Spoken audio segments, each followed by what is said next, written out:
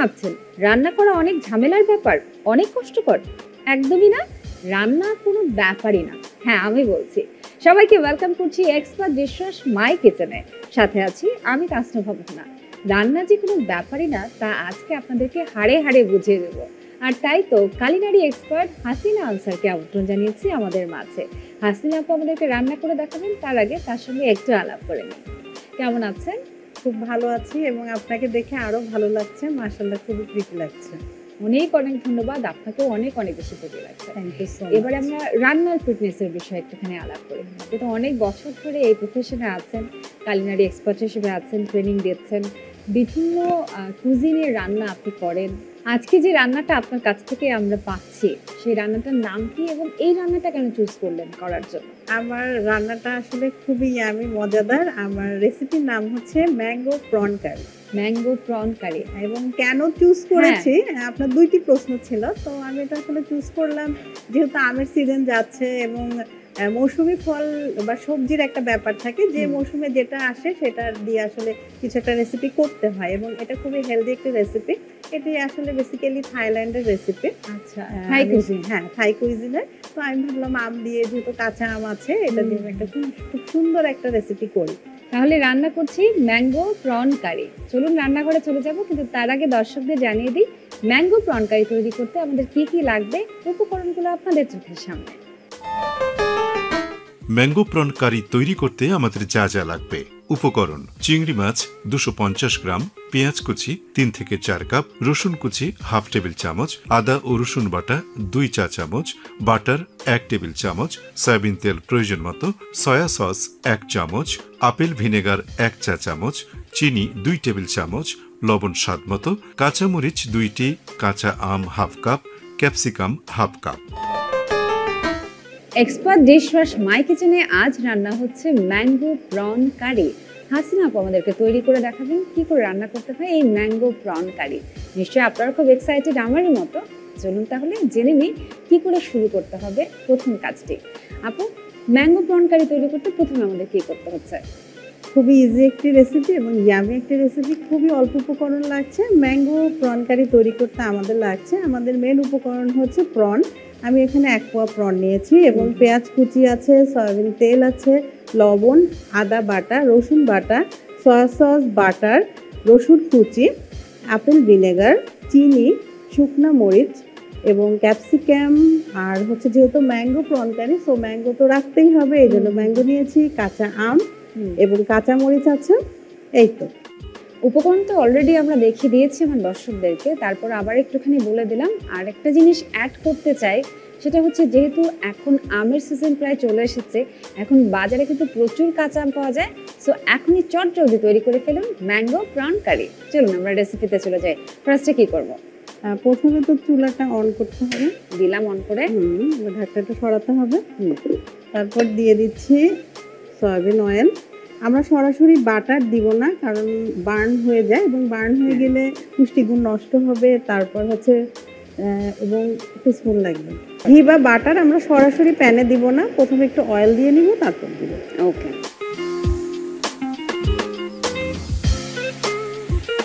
আচ্ছা, এটা কি মানে কিসের সঙ্গে কমপ্লিমেন্ট করে? ভাত, পোলাও, ফ্রাইড রাইস কিসের সঙ্গে খেতে ভালো লাগে? এটা হচ্ছে বেসিক্যালি এই রান্নাটা থাইল্যান্ডের। আচ্ছা। তো হচ্ছে সেখানে ওরা এটা স্টিকি রাইস দিয়ে খায়, জেসমিন রাইস দিয়ে খায়।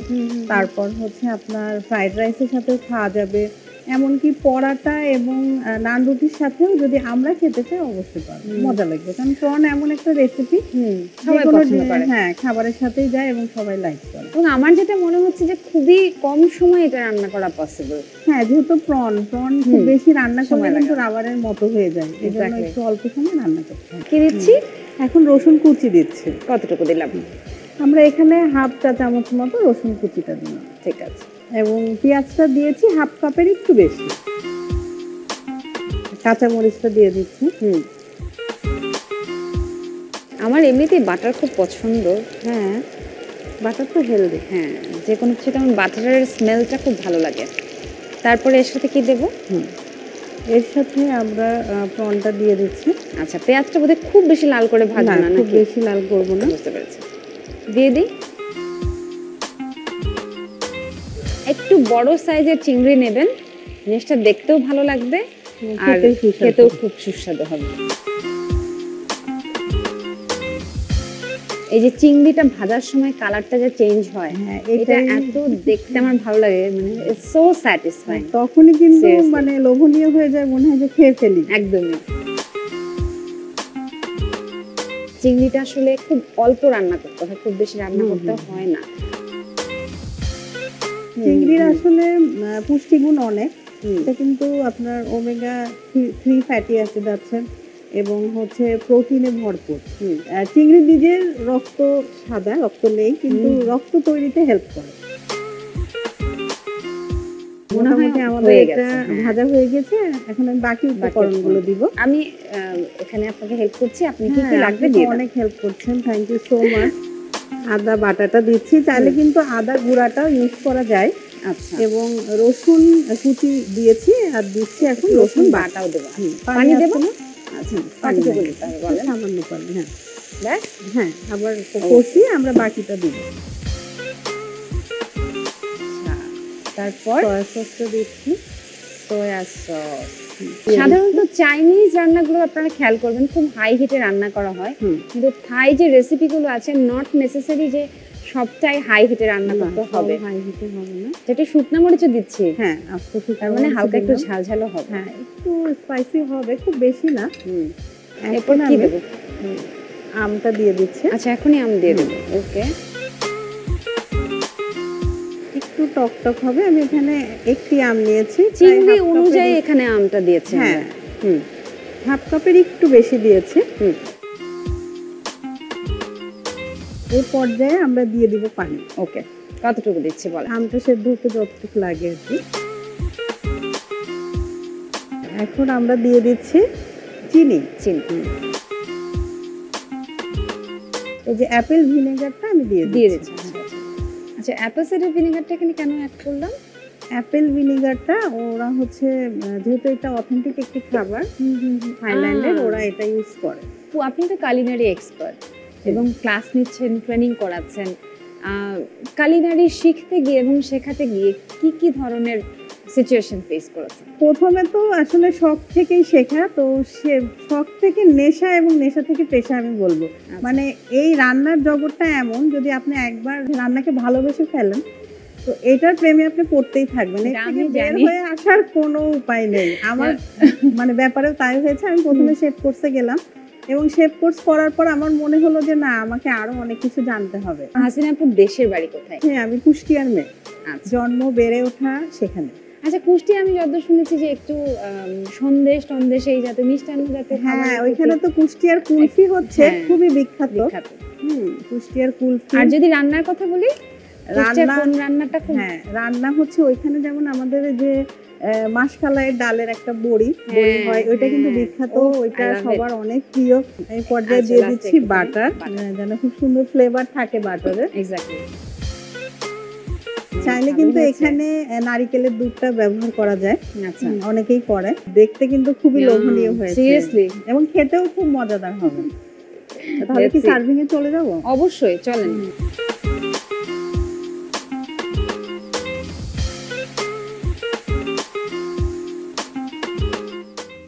কি সুন্দর, আমার সাথে গল্প করতে করতে এর মধ্যে আম কাটা শেষ আপনার? হ্যাঁ, এবং এটা আমি একটু পোড়াবো, একটা স্মোকি ফ্লেভার আসবে। হ্যাঁ।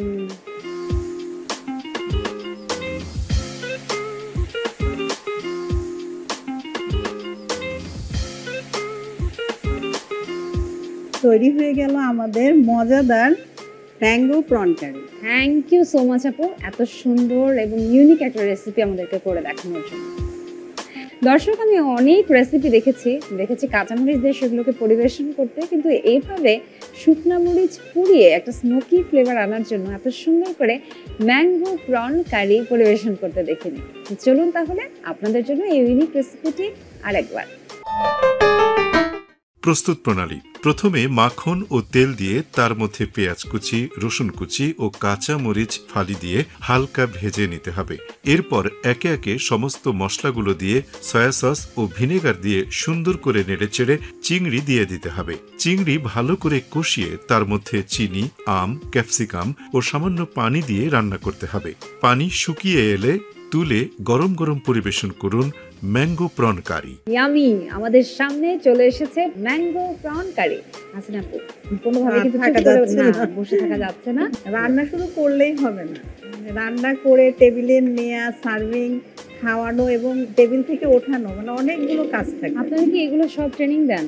হ্যাঁ, সব কিছু শেফ ট্রেনিং দেওয়া কোর্সে হয়? হ্যাঁ অনেক কিছুই হয়, যেটা 6 মাসের ডিপ্লোমা। মানে মানে শুধু রান্নাই শেখানো হয় না, হাইজিন হ্যাজার্ড মেনটেন করে খাবারটা কিভাবে রান্না করব এবং রান্না করার পর খাবারটা কিভাবে রাখবো রেফ্রিজারেটরে, সেই বিষয়গুলোও কিন্তু আমাদেরকে। আমি ক্যাপসিকাম পছন্দ করি, এই জন্য ক্যাপসিকাম নিলাম। হ্যাঁ, এবং আপনি পছন্দ করেন, আমাকেও দিয়েছেন capsicum, thank you so much.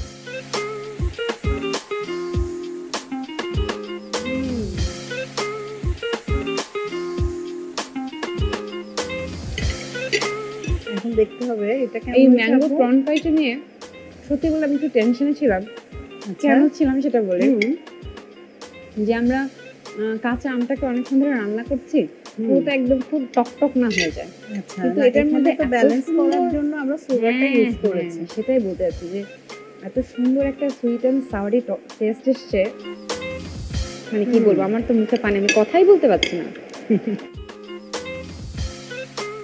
দর্শক, আপনারা হয়তো অনেক সময় মনে করে থাকেন যে রান্নার শো, কুকিং শো, ওরা হয়তো অনেক কিছু বলছে, কিন্তু সত্যি সত্যি কি রান্না মজা হয়েছে কিনা, সেই ক্ষেত্রে কিন্তু রান্নাটা করে টেস্ট করে দেখতে হবে, আসলে অনেক মজা হয়েছে।